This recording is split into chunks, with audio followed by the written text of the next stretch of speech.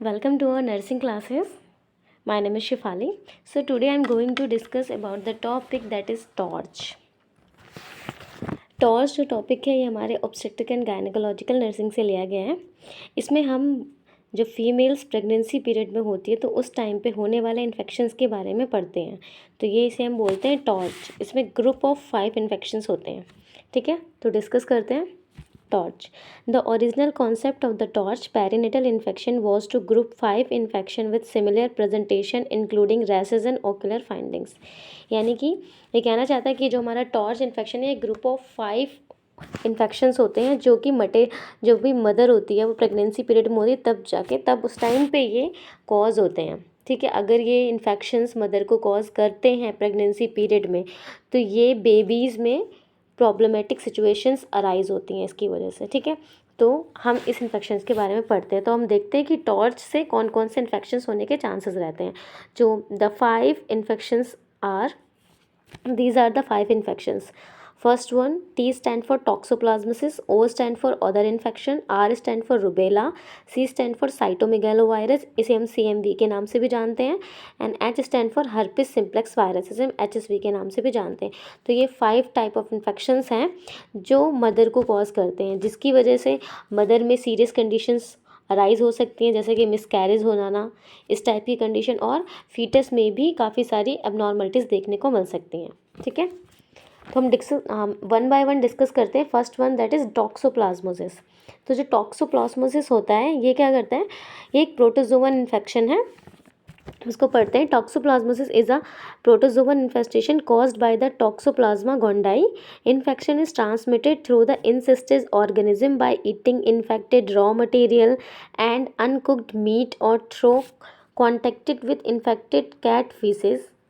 ठीक है, तो ये जो इन्फेक्शन है टॉक्सोप्लाज्मोसिस, ये क्या होता है, ये इसका जो मेन कॉज्ड है वो किसकी वजह से होता है, टॉक्सोप्लाज्मा गोंडाई की वजह से होता है। ये जो इन्फेक्शन ट्रांसमिटेड होता है ये किसके थ्रू होता है, अगर इन प्रेगनेंसी पीरियड में कोई मदर है, अगर वो जो फूड जो वो कंज्यूम कर रही है वो अच्छी तरह से कुक्ड नहीं है, अनकुक्ड मीट को कंज्यूम कर रही है, या वो प्रॉपर तरीके से कुक्ड नहीं है, या फिर वो कैट के जो फीसेस है उसके कांटेक्ट में आ रही है, तो उसकी वजह से हमें ये इन्फेक्शंस जो होने के चांसेस हो सकते हैं। ठीक है, it can also be acquired cross the placenta. ये जो टॉक्सोप्लाज्मोसिस का इन्फेक्शन है ये क्या कर सकता है, प्लेसेंटा को क्रॉस करके, यानी फीटस में भी इसके हमें इफेक्ट देखने को मिल सकते हैं। ठीक है, इसके सिम्टम्स क्या क्या हो सकते हैं। Usually it is asymptomatic in immuno competent women. यानी कि यहाँ मतलब ये है कि जो फीमेल्स हैं, जो मदर्स हैं प्रेगनेंसी पीरियड में, उनका इम्यून सिस्टम अच्छा है तो उनमें इतने ज़्यादा इफेक्ट इसके देखने को नहीं मिलते हैं। जनरली जो उनके माइल्ड सिम्टम्स अराइज होंगे वो ये होते हैं, फीवर हो सकता है उनको इन्फेक्शंस की वजह से, हेडेक देखने को मिल सकता है, लिम्फ नोड्स जो हो सकते हैं वो हमें लार्ज देखने को मिल सकते हैं, और निमोनिया लाइक सिम्टम्स भी इसमें देखने को मिल सकते हैं मदर्स में। ठीक है, अब हम बात करते हैं अगर ये इन्फेक्शन मदर को कॉज करता है तो फीटस में क्या क्या रिस्क होने के चांसेस होते हैं। ठीक है, फीटल में जो रिस्क होते हैं, फर्स्ट ट्राइमेस्टर में सबसे ज़्यादा रिस्क होता है, 60% रिस्क जो होता है वो हमें फर्स्ट ट्राइमेस्टर में होता है, सेकेंड ट्राइमेस्टर में 30% एंड थर्ड ट्राइमेस्टर में 15% का रिस्क होता है। ठीक है, अब हम बात करें अगर बेबीज़ में, फर्स्टली जो इसका इफेक्ट है वो मदर में देखने को मिलता है। अगर मदर को इन्फेक्शन कॉज करता है तो कहीं ना कहीं चांसेस हो जाते हैं अबॉर्शन के, जो बेबी अबॉर्ट भी हो सकता है यहाँ पर। ठीक है, second one that is IUGR, यानी कि इंट्रा यूटेराइन ग्रोथ रिटार्डेशन भी देखने को मिल सकता है। बेबी जो मदर के वूम के अंदर है उसका ग्रोथ रिटार्डेशन भी हमें देखने को मिल सकता है। ठीक है, वो प्रॉपर तरीके से ग्रो अप नहीं कर पा रहा है वूम के अंदर। ठीक है, इस तरह के एबनॉर्मलिटीज़ देखने को मिल सकती हैं। हाइड्रोसिफेलस देखने को मिल सकता है। इसमें क्या होता है, जो बेबी होता है उसका हेड जो होता है वो बहुत लार्ज हो जाता है। ठीक है, CSF जो होता है हमारा, CSF फ्लूइड जो होता है वो हेड में फ्लूइड फिल्ड हो जाता है, जिसकी वजह से बेबी का जो हेड लार्ज हो जाता है, तो उसे हाइड्रोसिफेलिस करते हैं। कोरियोरेटिनाइटिस, कोरियोरेटिनाइटिस का मतलब है यानी कि जो आइज़ के अंदर जो हमारी वेस्कुलर लेयर होती है, कोरोइड जो होती है हमारी, और रेटिना, इसमें क्या तरह का एक टाइप का इन्फेक्शंस हो जाता है, तो उसे हम कोरियोरेटिनाइटिस भी कहते हैं। देन हेपेटोमेगैली, जो लीवर का साइज़ है वो क्या हो सकता है, यहाँ पर इंक्रीज देखने को मिल सकता है। माइक्रोसिफेली, बेबी का साइज़ हमें छोटा देखने को मिल सकता है, स्मॉल देखने को मिल सकता है उसके वेट के अकॉर्डिंग। अगर बेबी का नॉर्मल वेट होता है हमारा 2.5 kg, तो 2.5 kg वेट होगा, लेकिन उसका जो साइज़ होगा वो हमें कभी कभी स्मॉल देखने को मिल सकता है। ऐसे बेबी को हम माइक्रोसेफेली बेबी कहते हैं, जिनका साइज़ इंक्रीज़ हो जाता है उनको हम क्या बोलते हैं, मैक्रोसेफेली बेबीज़ भी बोलते हैं। Seizures and mental retardation, seizures देखने को मिल सकता है बच्चे में, मेंटल रिटार्डेशन देखने को मिल सकती है, स्टिल बर्थ भी हमें देखने को मिल सकता है। ठीक है, तो ये सारे हमारे क्या थे, फीटल रिस्क थे। अब हम बात करते हैं अगर मदर को ये इन्फेक्शन लीड करता है तो हम डायग्नोसिस कैसे कैसे करेंगे। तो सब first one that is amniocentesis. यहाँ पर हम एमनियोसेंटेसिस कर सकते हैं, कोर्डोसेंटेसिस कर सकते हैं और पीसीआर भी कर सकते हैं, जिसे हम आरटी-पीसीआर कहते हैं फॉर टॉक्सोप्लाज्मोसिस गोंडाई के लिए हम ये कर सकते हैं। अब एमनियोसेंटेसिस क्या होता है, एमनियोसेंटेसिस क्या होता है, जो जब मदर प्रेगनेंसी में होती है तो उसमें जो एमनियोटिक फ्लूइड होता है हम उसका भी टेस्ट कर सकते हैं। ठीक है, उसमें क्या होगा, यहाँ लिखा हुआ है, आप देख रहे हैं यहाँ पे, प्रेजेंस ऑफ आईजीएम एंटीबॉडी देखने को मिल सकती हैं। ठीक है, और कॉर्डोसेंटेसिस कर एमनियोसेंटेसिस में हम क्या करते हैं, एमनियोटिक फ्लूइड को हम टेस्ट करते हैं। कॉर्डोसेंटेसिस में जो बच्चे की जो अम्बिलिकल कॉर्ड है उसको हम, उसके अंदर जो फ्लूइड्स मटेरियल के अंदर ब्लड है उसको हम टेस्ट करते हैं। ठीक है, अब हम इसको हम नेक्स्ट वन क्या है हमारा, ultrasonography finding suggestive fetal infection such as ventriculomegaly, intracranial calcification and hydrocephalus. हम अल्ट्रासोनोग्राफी से भी हम ये फाइंड आउट कर सकते हैं। इसमें हमें क्या, अगर फीटल में ये इन्फेक्शन है टॉक्सोप्लाज्मोसिस का, तो हमें वहाँ पर क्या देखने को मिलेगा, वेंट्रिक्लोमेगैली, यानी कि जो फीटस के वेंट्रिकल्स हैं वो उनका साइज़ जो है वो हमें नॉर्मल से थोड़ा लार्ज देखने को मिलेगा। इंट्राक्रेनियल कैल्सिफिकेशन, यानी कि कैल्शियम का डिपोजिशन देखने को मिलेगा है हमें यहाँ पर, और हाइड्रोसेफेलस भी देखने को मिल सकता है। ठीक है, तो हम यहाँ पर ये चीज़ें हम डायग्नोस कर सकते हैं। देन इसका ट्रीटमेंट क्या हो सकता है, अगर किसी मदर को टॉक्सोप्लाज्मोसिस का इन्फेक्शन हो जाता है तो जनरली क्या होता है, toxoplasmosis is a self limited illness in an immuno competent adult and does not require any treatment. अगर कोई फीमेल है और उसका इम्यून सिस्टम काफ़ी अच्छा है, ठीक है, तो उसमें अपॉर्चुनिस्टिक इन्फेक्शंस होने के चांसेस कम होते हैं। अगर कोई मदर है उसका इम्यून सिस्टम काफ़ी अच्छा है तो ये सेल्फ लिमिटेड डिजीज़ भी हम बोल सकते हैं। लेकिन अब कुछ मदर्स होते हैं जिनमें हमें ट्रीटमेंट की नीड होती है। तो फर्स्टली अगर हमें मेडिकल ट्रीटमेंट की बात करें तो हम यहाँ पर पायरीमिथामाइन दे सकते हैं, वो हम 25 mg ओरली देंगे, ओडी। देन सेकेंड है ओरल सल्फाडाइजीन दे सकते हैं 1 ग्राम QID। देन ल्यूकोवोरिन दे सकते हैं, is added to minimise toxicity. अगर टॉक्सिसिटी हो इसको मिनिमाइज करने के लिए हम ल्यूकोवोरिन दे सकते हैं। देन पायरीमिथामाइन दे सकते हैं, जो यहाँ पे पायरीमिथामाइन हम फर्स्ट में पढ़ा है हमने, पायरीमिथामाइन 25 mg ओरली देते हैं। पायरीमिथामाइन जो होता है वो हम इसको क्या करते हैं, is not given in first trimester, हम उसको फर्स्ट ट्राइमेस्टर में नहीं देते हैं।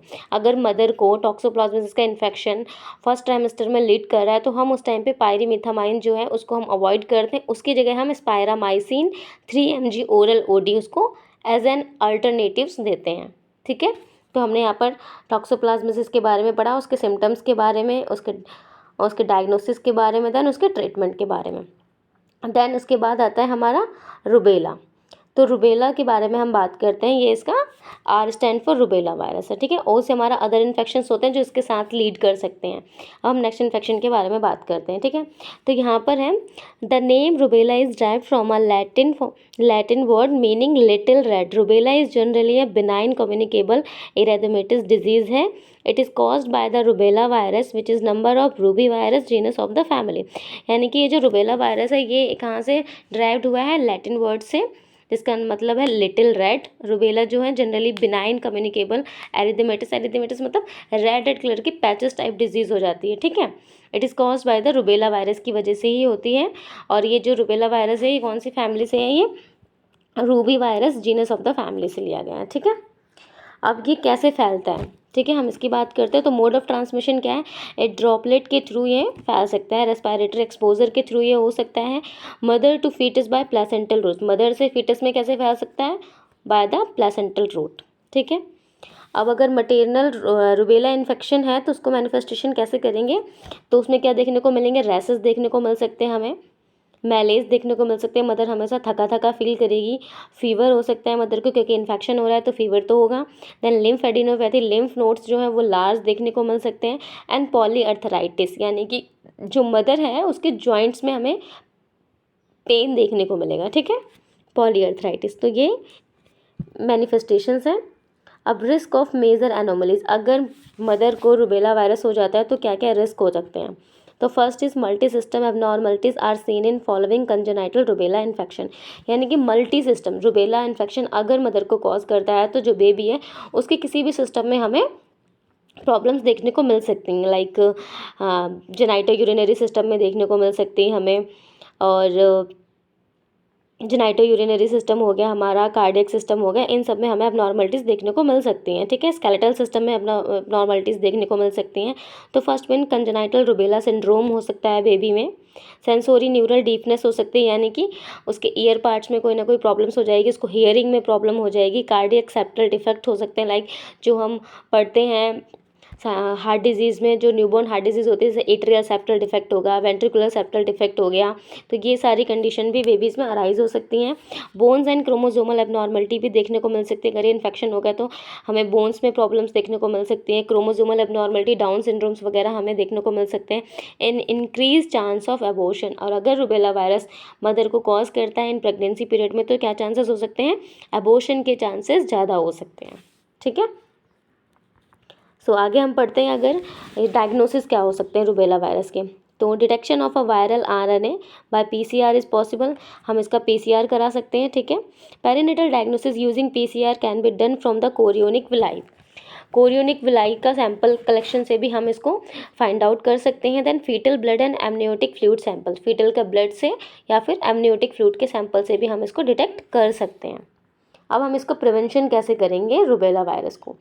Active immunity can be conferred in non immune subjects by giving live attenuated rubella virus vaccine MMR preferably during 11 to 13 years. ठीक है, हम यहाँ पर क्या दे सकते हैं, MMR की वैक्सीन दे सकते हैं। It is not recommended in pregnant women को हम नहीं देते हैं। ठीक है, अगर वुमेन प्रेग्नेंट है तब हम उसको रूबेला की जो वैक्सीन है वो हम नहीं दे सकते हैं। ठीक है, When given during the child-bearing period, pregnancy should be prevented within 3 months by contraceptive measures। यानी कि अगर हम मदर को हम जब चाइल्ड बियरिंग रिप्रोडक्टिव एज में अगर हम रूबेला वायरस की वैक्सीन देते हैं तो मदर को क्या करना है, यहाँ पर उसको 3 मंथ तक अपनी प्रेगनेंसी को अवॉइड करना है थ्रू द कॉन्ट्रासेप्टिव मेथड्स या अदर मेथड्स के थ्रू। उसके बाद वो प्रेगनेंसी कंसीव कर सकती है। However pregnancy occur during the period, termination of the pregnancy is not recommended. अगर इन दिस ड्यूरिंग, जब उन्होंने वैक्सीन्स ले ली हैं उसके बाद अगर इन 3 मंथ के बीच में अगर प्रेगनेंसी कंटिन्यू हो जाती है, किसी भी तरह से कंसीव हो जाती है, तो उसमें टर्मिनेशन जनरली रेकमेंड नहीं करते हैं। ठीक है, अब हम बात करते हैं next, that is cytomegalo virus. Cytomegalo virus जो है ये एक DNA वायरस है। इसका मोड ऑफ ट्रांसमिशन क्या होता है, ये सेक्सुअली ट्रांसमिटेड हो सकता है, रेस्पिरेटरी ड्रॉपलेट से भी ट्रांसमिशन हो सकता है। Virus is also secrete breast milk and urine. जो इसका वायरस है ये DNA वायरस है और ये ऑल्सो कहाँ से सिक्रेटेड हो सकता है, ब्रेस्ट मिल्क से और यूरिन के थ्रू ये इन्फेक्शन हो सकता है। अगर ये इन्फेक्शन होता है तो हम फीटल के रिस्क पढ़ते हैं। Risk for fetal malformation, stillbirth देखने को मिल सकता है फीटल में। IUGR इंट्रायूटेराइन ग्रोथ रिटार्डेशन देखने को मिल सकता है। स्प्लीनोमेगैली, स्प्लीन का जो स्प्लीन है वो हमें क्या देखने को मिल सकता है, लार्ज देखने को मिल सकता है। हिपैटोमेगैली, लीवर का साइज लार्ज देखने को मिल सकता है और हाइड्रोसेफेलस देखने को मिल सकता है। ठीक है, अब हम डायग्नोज की बात करें तो PCR टेस्ट करा सकते हैं हम, IgM एंटीबॉडी का टेस्ट करा सकते हैं, IgM इम्यूनोग्लोबुलिन का टेस्ट करा सकते हैं और यूरिन कल्चर करा सकते हैं। देन फ्लूइड कल्चर भी हम यहाँ पर करा सकते हैं इस वायरस को आइडेंटिफाई करने के लिए।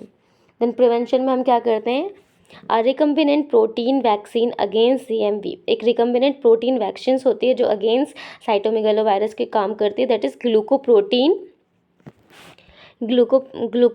Beta has been shown to prevent maternal CMV infection. यानी कि ये जो हमारी वैक्सीन है ये हम दे सकते हैं, जो ग्लूकोप्रोटीन बीटा वैक्सीन है वो हम दे सकते हैं मदर को साइटोमेगालो वायरस इन्फेक्शन के लिए।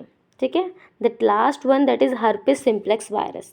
हर्पिस सिम्प्लेक्स वायरस जो है ये भी एक तरह का DNA वायरस है। अब मोड ऑफ ट्रांसमिशन देख लेते हैं इसको, यह भी हमारा कैसे स्प्रेड हो रहा है, सेक्सुअल कॉन्टैक्ट से और ट्रांसप्लेसेंटल इन्फेक्शन के थ्रू। ये इसमें कहने का मतलब है ट्रांसप्लेसेंटल इन्फेक्शन इज़ नॉट यूजुअली, यानी कि अगर ये इन्फेक्शन मदर को होता है ज़रूरी नहीं है कि ये बेबी में स्प्रेड हो। इफेक्ट ऑन प्रेगनेंसी में क्या क्या इफेक्ट हो सकते हैं, रिस्क ऑफ मिसकैरेज हो सकता है, कोरियोरेटिनाइटिस हो सकता है और माइक्रोसेफेली देखने को मिल सकता है। ठीक है, इसका ट्रीटमेंट की अगर हम बात करें तो एज अ प्रोफिलेक्सिस हम क्या ले सकते हैं, असाइक्लोविर 400 mg BD दे सकते हैं मदर को। देन वाला साइक्लोविर दे सकते हैं हम यहाँ पर 1 ग्राम BD।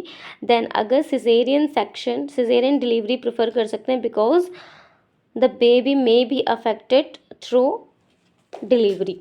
ठीक है, यानी कि इसमें क्या कहने का मतलब है कि इसमें हमें चांसेस होते हैं कि जब ड्यूरिंग डिलीवरी ये मदर से बेबी को इन्फेक्शन हो सकता है थ्रू द ब्लड, तो इस वजह से हम यहाँ पर क्या करेंगे, सिजेरियन डिलीवरी प्रेफर करते हैं।